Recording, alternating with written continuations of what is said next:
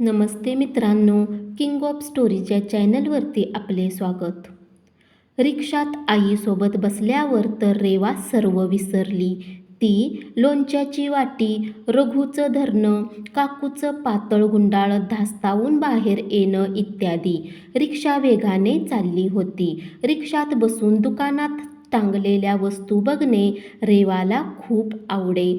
आपण पुढे पुढे जातोय आणि भराभर वस्तू कुणीतरी आपल्या नजरेपुढून काढून घेतोय. शाळेचा रस्ता पेठेतून जात असल्यामुळे कितीतरी दुकानं लागत जाताना. सायकलीचे दुकान, सायकलची चाके, लाकडी रंगीत घोडे, मोठमोठ्या लटकत्या बाहुल्या, पिशव्या, कंदील, तरंगती विमाने, पुस्तकाचं दुकान, कपड्याच्या दुकानातल्या मोरपिसाऱ्यासारख्या फलकावरून ठेवलेल्या साड्या, कायम नव्या साड्या नेसून दुकानात हसत उभ्या शोकेसमधल्या गोड गुलाबी बायका, चौकातला घोड्यावर स्वार झालेला शिवाजीचा पुतळा, सिनेमा थिएटर, मोठमोठे पोस्टर्स आणि अतिवेगानं रस्त्यातून जाता येता दिसणारी माणसं. रेवा हा बाजारातून शाळेकडे जाणारा रस्ता मन लावून बघे. रिक्षा शाळेजवळ केव्हा येऊन थांबली तिला कळलं नाही. रिक्षातून रेवा रथातून उतरावं तशी उतरे. स्वप्ननगरी इथंवर तिच्यासोबत असे.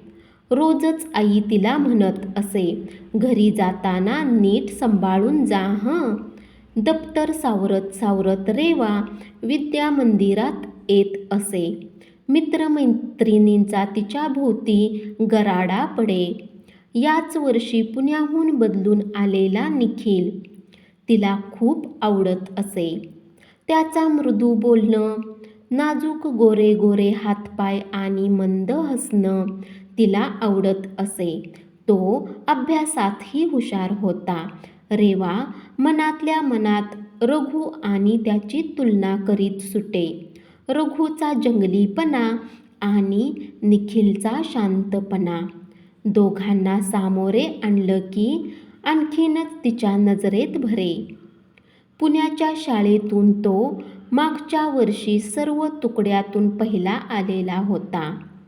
इंग्रजी, गणित आणि विज्ञानमध्ये त्याला 100 पैकी 100 मार्क पडत. रेवाला तर त्याचे मार्क ऐकून नवलच वाटलं. हे इतके मार्क्स, ओंजळभर फुलासारखे, तेही सर्व कठीण विषयात. बाप रे, म्हणजे हा खूपच हुशार आहे हे तिनं कधीच कबूल करून टाकलं. रेवानं त्याचं वर्णन आईजवळ कैक वेळेस केलं, पण आई त्यावर काही बोलत नाही बघून ती म्हणाली, तो आवडत नाही तुला? तू पाहिला आहेस कुठे त्याला? बघते मी, बोलावेन घरी त्याला. सरोजला वाटलं, येईल तेव्हा येईल तो घरी, आजच कशाला काही बोला. पण रेवानं रघूखेरीज अशी कुणाशी मैत्री केलेली त्याला आवडेल का? लहान वाटणारी मुलेही बरीच मत्सरी असतात. रेवानं खरंच एके दिवशी त्याला घरी आणला शाळेतून येताना. सरोज शाळेतून येताच रेवा म्हणाली, आई, हा निखिल, तो पुण्याहून बदलून आलेला, सर्व तुकड्यात पहिला असलेला. सरोज पर्स टेबलवर ठेवत म्हणाली, अगं किती सांगशील भराभरा, मी बोलेन त्याच्याशी, मलाही बोलू दे ना त्याच्याशी. खजील होत निखिल म्हणाला, काकू, हिला माझ्या मार्कांचा फार वाटतं. तुलाही पडतील रेवा असेच मार्क. तू तुझा वेंदळेपणा जरा कमी कर. ही बेदुने 4 म्हणते तोंडाने आणि लिहिते 5. मग गणिताचे उत्तर चुकणार नाही तर काय होईल? यावर तिघेही खळखळून हसली. निखिल घरी आला आहे बघून रेवा खुश होती. तिनं न सांगता पुढे होऊन पानं घेतली. बरणीतून न सांगता साखर आंबा काढला. जेवण झाल्यावर दोघांनी थोडा वेळ अभ्यास केला. नंतर कोडी घातली, एकमेक पत्ते खेळली. सरोज बघत होती, रेवा खुश होती. मध्येच निखिलच्या बोलण्यावर तोंडावर हात ठेवून खुसखुस हसत होती. तिनं तिचा जमलेला खजिना त्याच्या पुढे मांडला होता. त्यातील एक एक वस्तू काढून ती त्याला दाखवत होती. आपल्याजवळही काही आगळेवेगळे आहे हे तिला त्याला पटवून द्यायचं होतं. तिचे डोळे चमकत होते, मनातले भाव तोंडावरून ओथंबत होते. तिने काय काय जमवलं होतं. मोठं अपूचं स्टिकर, चमकदार शिंपला, पंख, मोराचे पीस, रंगीत दगड, खडू, बांगड्यांचे तुकडे, कसले तरी बिल्ले, नाणी आणि काय नाही. त्याच्या पुढे किती आणि काय मांडू असं तिला झालं होतं. सरोज मध्येच म्हणाली, अगं रेवा, रघुलाही बोलवायचं. त्याची आणि निखिलची ओळख झाली असती. का ओळखता तुम्ही एकमेकांना? तसं थोडं थोडं रोज भेटतो ना शाळेत. पण खेळलो नाही आम्ही कधी. कपाळावर आट्या पाडत रेवा म्हणाली. पुन्हा केव्हा तरी, आत्ता नको. ती पुन्हा खेळण्यात, वस्तू बघण्यात गुंग झाली. दिवस मावळायला आला तसा निखिल घरी परतला. त्याला पोचवून रेवा घरात आली. तो रघुनं मोठ्यानं तिला हाक मारली. तो तिला हाक मारतच सुटला. तो कशावर तरी चिडलाय हे त्याच्या हाका मारण्यावरून दिसत होतं. सरोज म्हणाली, बघ, तो चिडला असेल. त्याला का नाही बोलावलं? तुझं आपलं काहीतरीच. रेवानं आईच्या बोलण्याकडे दुर्लक्ष केलं आणि ती झुमझुम पैंजण वाजवीत पळत रघुच्या घराकडे गेली. ती आपल्याच नादात होती. तिच्या मनात मोर नाचत होता.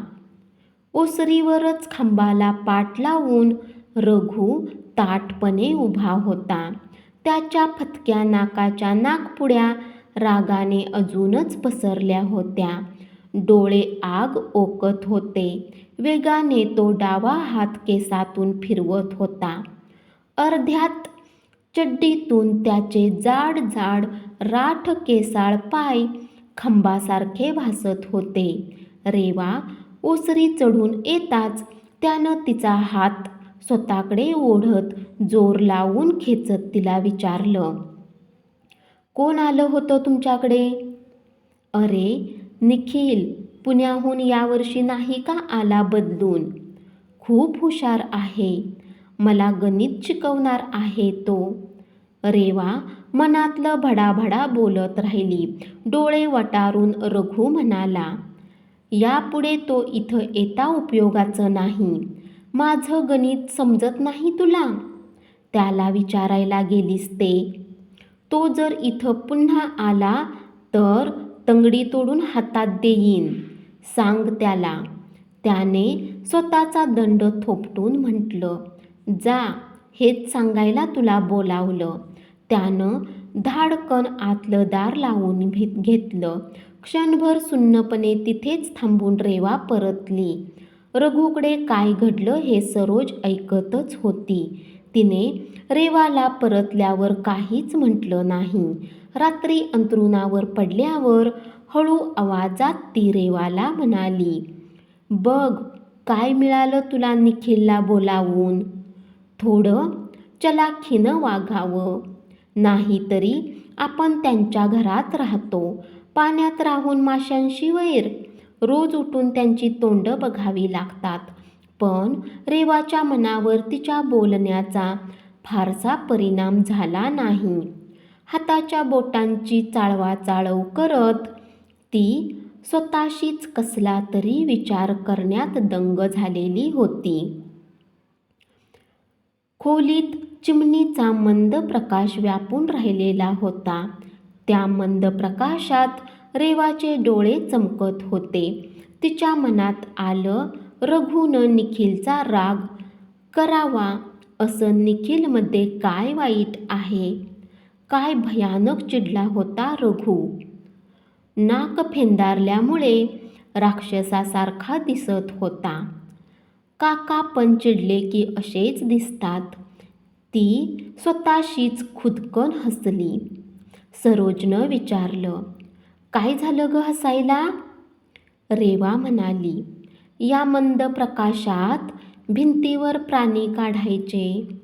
अंथरुणावर उठून बसत तिने करंगळी आणि अंगठ्याजवळचे बोट दुमडले आणि दोन्ही हाताचे पंजे भिंतीवर चालवले. मांजरत चालत गेल्याचा भास झाला. सरोजला माहीत असूनही ती म्हणाली, काय हुबेहूब मांजर झालं ग सावलीचं. कुणी शिकवलं तुला? रघुनं. छट, त्याला काय येतंय? त्यानं नुसता राग राग करावा. एका गणिताशिवाय येतंय काय त्याला? निखिलने शिकवले मला. चित्र काढून कोंबडा, साप पण शिकवलंय. असं असं करीत सरोजनं कूस बदलली आणि ती रेवाला म्हणाली, झोप आता, सकाळी उठायचं ना लवकर. रेवा सरकन आईकडे सरकली आणि तिने लाडानं तिच्या अंगावर हातपाय टाकले. तिला चिटकून ती पडून राहिली. सरोजने हलक्या हाताने रेवाला थोपटायला सुरुवात केली. धन्यवाद. अशाच कथा नवीन नवीन रोज ऐकत रहा.